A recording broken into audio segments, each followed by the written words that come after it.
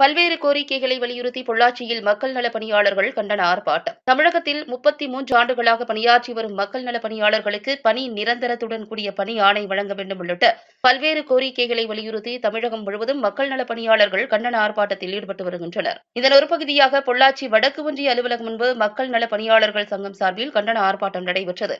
மாநில அமைப்பு செயலாளர் ரத்னசாமி தலைமையில் நடைபெற்ற ஆர்ப்பாட்டத்தில் திமுக தேர்தல் வாக்குறுதியில் அறிவித்த மக்கள் நலப் பணியாளர்களுக்கு பணி நியமன ஆணை வழங்க வேண்டும், காலமுறை ஊதியம் வழங்க வேண்டும், பணியிடம் மாறுதல் மற்றும் ஒரே இடத்தில் ஊதியம் வழங்க வேண்டும் உள்ளிட்ட பல்வேறு கோரிக்கைகளை வலியுறுத்தி கண்டன கோஷங்கள் எழுப்பப்பட்டது. இந்த ஆர்ப்பாட்டத்தில் ஏராளமான மக்கள் நலப் பணியாளர்கள் கலந்து கொண்டனர்.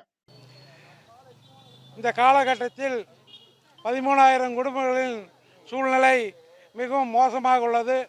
ஆகவே தமிழகத்தினுடைய முதல்வர் மீண்டும் எங்களை பணி நியமித்து போதிய ஊதியம் பற்றாக்குறையில் உள்ளோம்.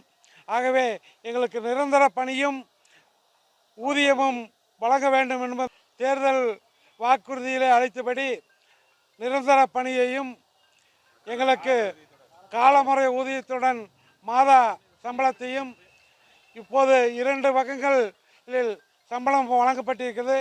அதை ஒரே இடத்திலும் வழங்குமாறு தமிழக முதல்வரை தாழ்மையோடு கேட்டுக்கொள்கின்றோம்.